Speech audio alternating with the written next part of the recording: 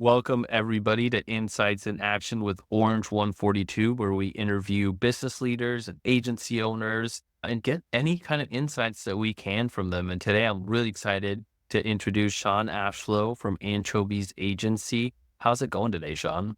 It's going great, man. I'm happy to be here and I'm always happy to talk branding. So, yeah. Yeah, for sure. And I'm looking forward to it. And just to kick things off, I love to learn a little bit more about yourself and your agency. Yeah, no, that sounds great. So, I started the agency all the way back in 2009. I got laid off from another creative job. At the time was kind of building websites for myself and decided to not go back to working for someone else. So, in 2009, I started somewhat more of a web design agency, and then over time, we realized that websites were only as good as the brands behind them. And then the past 10 years or so probably has been more of a focus on branding. Yeah, we run an agency called Anchovies, and we specialize in identity, naming, a little bit of social media, of course, the websites. And yeah, man, we actually just specialize like in boring companies. And I mean that in the most beautiful way. I feel as a young designer, you always want the most sexy stuff, like a shoe or some consumer product. And not that we don't have a great portfolio of those brands too, but we really specialize in like the legal industry specifically, financial spaces, any industry in which maybe branding isn't like second nature. And sometimes those are the most exciting projects because you can really move the needle quite a bit for Yeah. them. That's kind of a little bit of an overview of our whole. I gotta ask, I mean, you guys specialize in naming, so why anchovies? Okay, we actually went, that was not our original name. Our Okay. original name at the time was Wonder Crate. I had no idea about naming, probably like many of the clients that come to us. It felt accessible. Mhm. So I really don't even know what it was. And that was a problem when when we started warming up to naming and they would come to us and say, hey, tell me more about your name. So it really prompted us to do a rebrand ourselves, which I think was great because it developed some empathy of what clients go through with the rebrand, especially when you're not prompted for a rebrand. You just know that these creative elements could be doing a lot more heavy lifting for your business. And so naming is kind of a big topic, but to kind of silo that to some fashion is I think the best names are ones that create a little bit of tension in increasing the likelihood that people are going to want to say what we classically say at our agency, which is, tell me more. Mhm. I think from a consumer standpoint is really what you want all of your consumers to say when experiencing your brand. And essentially, we came up with anchovies because it is a quite unorthodox, somewhat kind of ugly, not always loved fish that seems at great tension with a boutique kind of contemporary agency as ourselves. That coupled with kind of a contemporary identity made us really stand out in the market. We always get compliments on it. And to kind of more accurately speak to your question there, we knew if we were going to name that we had to have a name that articulated our philosophy more clearly. And it was a needed element and made us better along the way with that rebrand. Yeah, wow. That's really interesting. I've weirdly been thinking about this the past couple of weeks. I don't know why it's come up in my head, but I've been thinking about how like your big names and your institutions are all about like if you look at agency names like Ogilvy or like it's two people's last names put together or something like that. And you always see I have this thing that like if you're going to create a big company, and I could be totally wrong, please tell me if I am, but you have this big company, you need to have this almost this name that is like it can scale in a way. Target is this name, or Marshalls is this name that like can really like scale to being large. Is there any sort of truth to that, or how do you approach that? Yeah. So I think one of the big misconceptions is there's definitely different strategies for how large a company is and how much money they have behind them. So just quick little case studies here. One thing to always keep in mind is kind of what is a company's risk sensitivity to trademark. And for a lot, all companies, maybe they're not as worried about that. If there are a couple potential conflicts, they're okay moving forward. When you see a lot of larger companies, you'll see these manufactured names often. This is really just to have a clear path to trademarks.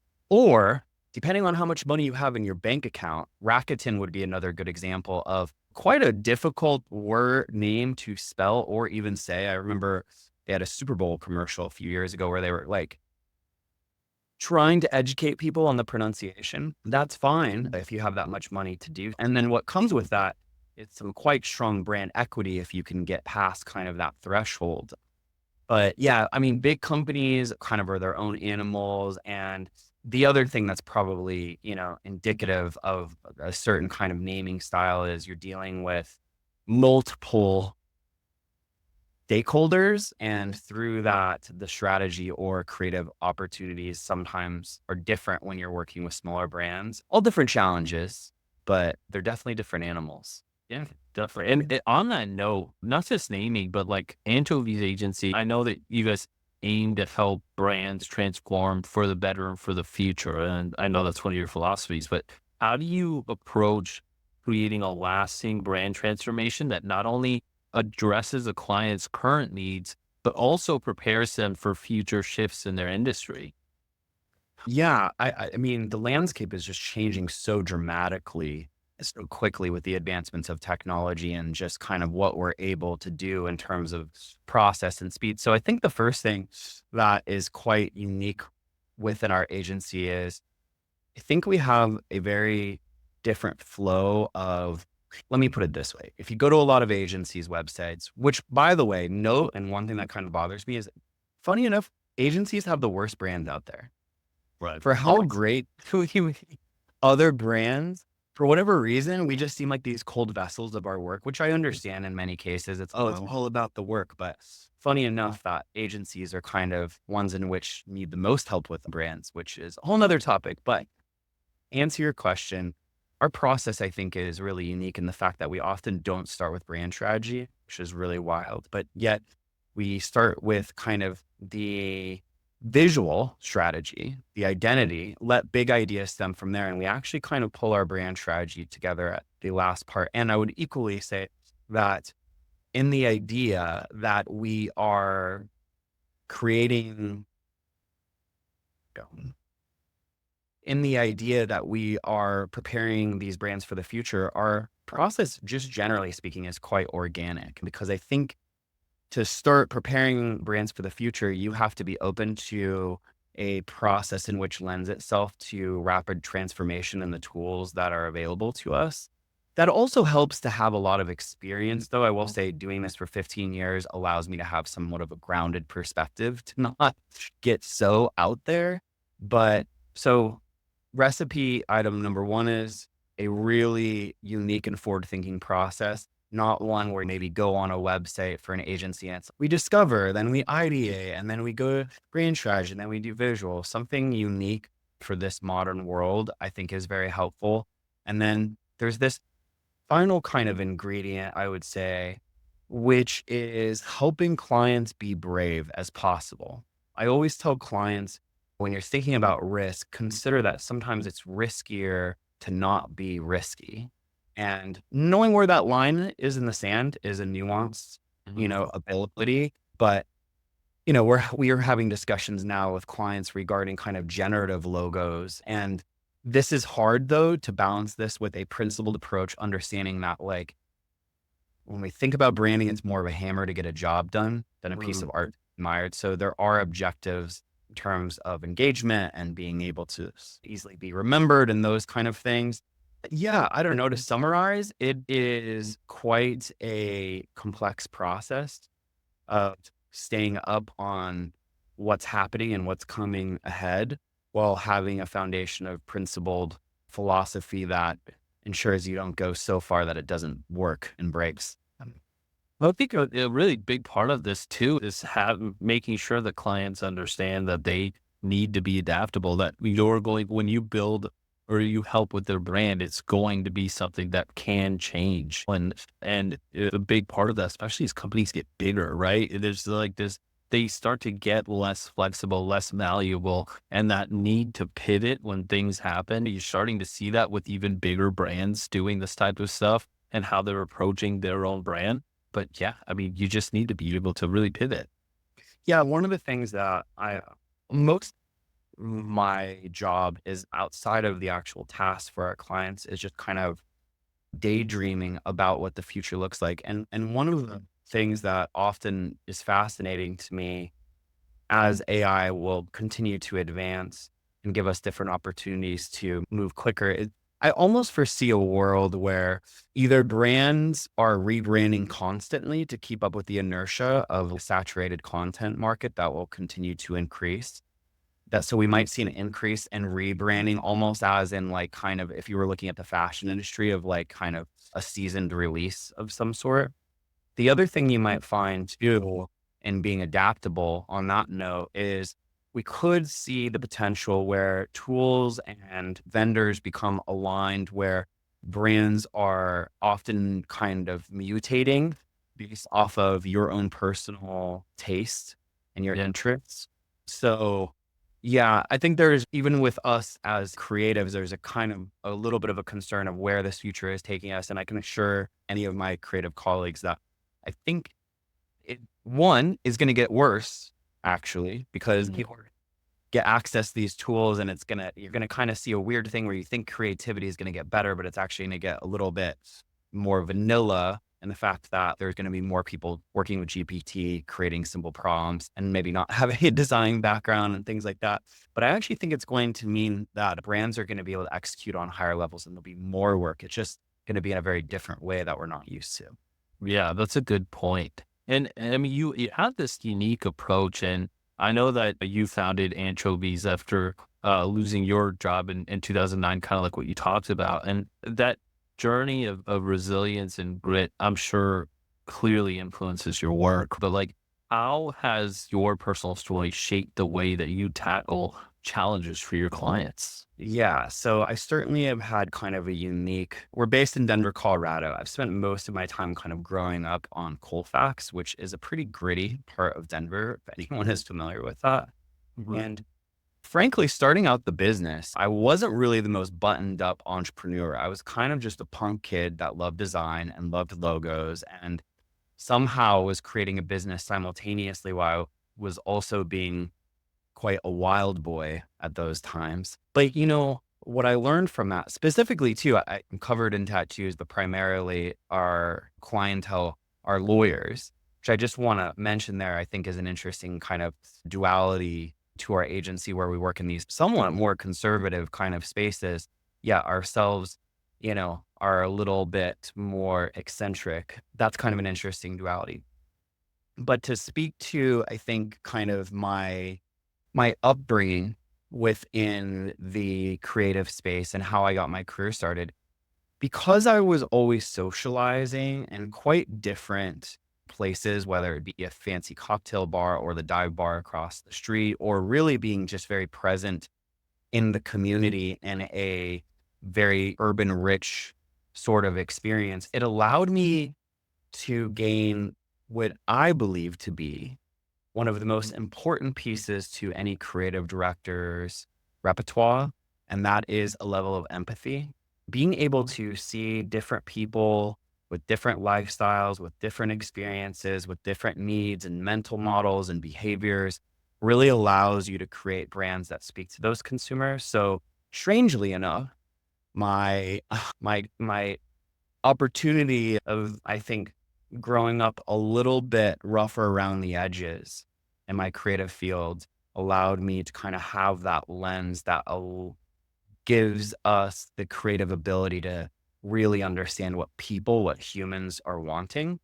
Um, so yeah, basically, in other words, good advice, kind of just get out there and be around people and your creativity will enhance. Yeah. I think that if you get harnessed it the right way, your upbringing and your past can usually turn into your greatest strength when it comes to your career, or other parts of your life, right? Yeah, well said. And you're passionate about bulldozing cliches and branding. And so, what are some of the most common cliches or misconceptions in the branding world that you think hold companies back from true innovation? Oh, what a great question. Let's just kind of break apart some of what we do into these pillars. So when it comes to naming, the biggest misconception is that it feels so accessible. Mm. I come up with words. I know words. This often leads to not understanding that naming is very complex in terms of how you're viewing it as an asset to the company. Most of the time, we see this as very descriptive names or not taking into account that you might want a name that can pass a fair amount of trademark application. The other side to naming too is that, oh, we need to make sure we have a great domain.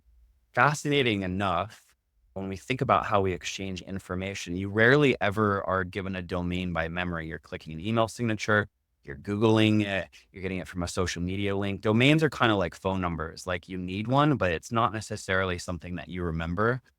When it comes to this, I think the misconceptions about identity really lie within differentiation and knowing when to differentiate and when not to. I think I've seen it both ways. I've seen people be fearful of differentiating, which is completely valid in some ways. I've also seen, though, agencies like say, we're going to make everyone different. That's our thing. And I had a great mentor once told me that don't always be different. Sometimes just be great. And so I think there's a misconception of differentiation as much as we love that. Sometimes just really high execution of whatever that is, being the best version of that. There's something to be said about that. And then I suppose maybe the last misconception that I see with in clients and operating in this space is, and this might sound like an oversimplification, but how this all actually works for your business. And how, or more to the point, I would say, what clients seem to have trouble, and it's very fair, by the way, this is a very big, broad spectrum, is they have trouble understanding how they see success, let's say, in Starbucks, but don't understand that the path that equaled that success and their branding execution is something that they're not doing themselves. Meaning, if you could imagine, and I know there's probably stories about how that name came up, and I'm familiar with some of them, but I think some of it's kind of lore at this point. That's pretty wild for a coffee company to have a naked mermaid. Technically, she's a siren as their mark, nothing to do with coffee. Then call themselves Starbucks. Kind of sounds like a strip club if I'm being straight up with you. Yet that worked perfect for them. And I think to kind of solidify what the misconception is, branding always is informed by context. And so when you're going through these pitches and you're showing kind of quite different creative, they're not understanding how is this going to make sense to people? Yet the brands they admire so much are ones in which we're bold enough or brave enough to understand this weird thing that happens with our brain, that your brand is never in a silo, it's within context. So that's a little bit of a long misconception when it comes to context and why you can do some pretty out there things and it still makes sense. But I would say those are pretty common to what we see on a daily basis. Yeah, for sure. There's definitely just a mismatch between what companies think their brand is versus what customers think the brand is. And a lot of times when you get big, your customers determine what your brand is. And back to what we've been saying a little bit, it's important to be adaptable. On that same note, what advice would you give to companies in more traditional industries that are hesitant about bold branding approaches, especially when they might perceive branding as unnecessary or risky? Okay, you nailed it there. Oftentimes, this is why we love boring companies. If you're in an industry where you can see your competitors equally not investing that much into branding, you are in such a great spot to invest in branding. Because if you go over to the restaurant space, that is so heavily invested in branding that it is highly competitive. And so the first thing is you're like, I'm not really sure I believe in branding. And you're in an industry that thought might be a very collective thought through your industry. That's the first thing to kind of peek your head up and be like, okay, wait, there might be a real needle mover here in terms of a solution. And then in regards to being worried about differentiation or standing out and kind of understanding where that line is, I think I'd go back to what I was saying about here's how I would classify risk and how to judge it.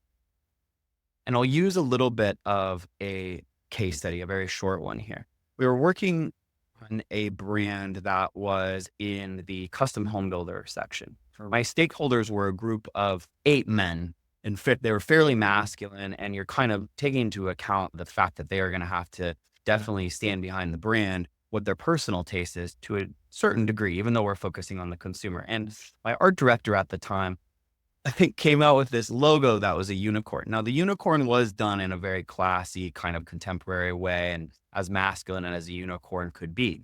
And at the time, I just thought it was so crazy. And it was like, what are you doing to me in this pitch, man? This is not going to be good for me. Yeah. I went into the pitch, and surprisingly, they loved it actually. And it wasn't a fight at all. But what this taught me was that it was the first time I had realized that if there is a sliver, not like it's a small dash of this, but any great idea should carry a certain level of, I think that might be a little crazy. Even when Apple came out with their name, they were in the world of Ataris and IBMs and Xerox and Microsoft. You have to feel to a certain degree of risk or a little, oh, I don't know, that's kind of crazy. Should we do that? That's exactly where you want to be. You don't want to be so scared, but you also don't want to be so comfortable. It's just on that edge. And if you can kind of get used to feeling that, you can come up with really great creative of knowing just that little dash of feeling uncomfortable is your secret to differentiating in an appropriate way. I love that. That's funny. I actually used to work for a custom home building company. I was the marketing director. And the funny thing about custom home building is, yeah, on one end, you're dealing with these like very gritty guys, right? They're the ones that are responsible for building a home. But it's hilarious because usually what you're dealing with on the customer side is the wife or the girlfriend or something like that. You know what I mean? So like it can't be this just like this grit all the time. There's such a mismatch there between what the company itself is versus who you're dealing with. And so it's got to appeal to that. And you're like, a lot of times the woman is going to make those, or the one of the partners is going to make those decisions for what goes on. You're so right. I just want to touch on this because it's this is something that I see really often working with clients. And it depends on what the company is, but you were right on point. Anytime we're working with architects, home builders, any of that, often there is someone in the household that might be making decisions and you're taking that into consideration when working with the consumer. But that is another really, like, I see the best entrepreneurs that I work with have this really wonderful ability to kind of separate the brand from their own personal taste.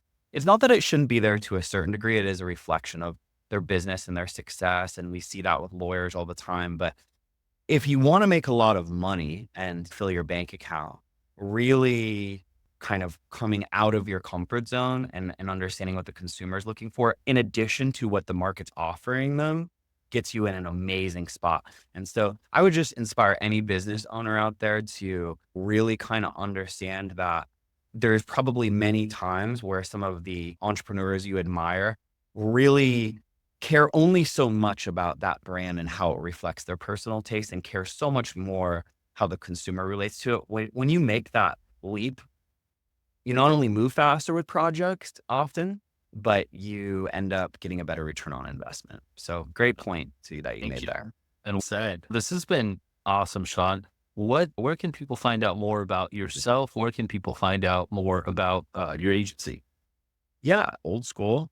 Uh, Anchovies.agency is our website. I should mention too that we are located in the Oxford Hotel, which is a very historic hotel located here in Denver, Colorado.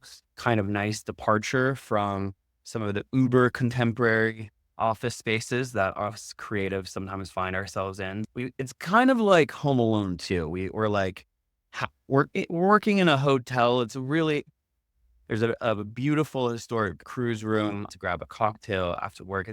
We're trying, I think, in this idea of how people engage with us, where they find us, where they talk to us, both in person and online, is to be the best brand we can be and try to make it a little bit more experiential. And yeah, so either swing by the Oxford Hotel, grab a cocktail, or go the traditional route and find us online. Awesome. Thank you so much. Thanks for being on. I Thank really you. enjoyed this chat. Thank you so much. Appreciate you.